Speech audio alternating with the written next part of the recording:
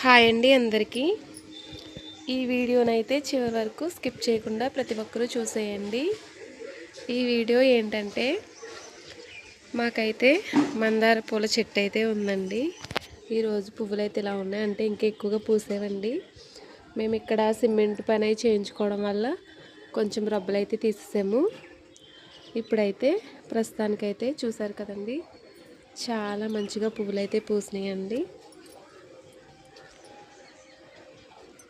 మనకి మందార పువ్వులు అయితే ఎండాకాలంలోనే ఎక్కువగా పూస్తాయండి.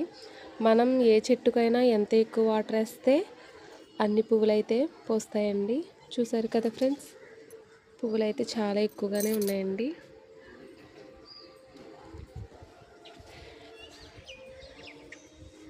ఇంకా ఎక్కువగా పూస్తాయండి, కాకపోతే ఇప్పుడు ప్రస్తుతానికి చెట్టు అయితే చిన్నగా ఉన్నాం వలన ఇలా అయితే పూస్తున్నాయి.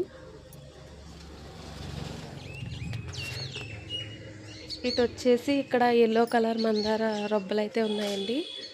ఇవి కూడా మంచిగా బతుకుతాయి వర్షాకాలం వచ్చేటప్పటికి. పువ్వులు అయితే చూసేయండి. ఇదిగోండి ఫ్రెండ్స్, ఫుల్గా చూస్తే మా చెట్టు అయితే ఇలా ఉందండి. మీకు మంచిగా చిగురొచ్చి పువ్వులు పూసేసరికి మీకైతే వీడియోనైతే షేర్ చేస్తానండి. ప్రస్తుతానికైతే అక్కడక్కడ ఉన్నాయి. ప్రతి ఒక్కరూ ఈ వీడియోనైతే చూసేయండి. ఈ మందార పువ్వులైతే మనం దేవుడి దగ్గర పెట్టుకోవడానికి, అలాగే హెయిర్ గ్రోత్ అవ్వడానికి, బ్లాక్ అవ్వడానికి, సిల్కీగా అవ్వడానికి కూడా బాగా పనిచేస్తాయండి. పువ్వులన్నిటిని కోసుకుని ఎండబెట్టుకుని పొడాన్ని అయితే నూనెలో కలుపుకుంటే హెయిర్ అయితే బాగా పెరుగుతుందండి. చూసారు కదా ఫ్రెండ్స్, ఇవాల్టి వీడియో అయితే. ఈ వీడియో మీకు నచ్చినట్లయితే లైక్ చేయండి, అలాగే షేర్ చేయండి, సబ్స్క్రైబ్ చేయడం మర్చిపోకండి.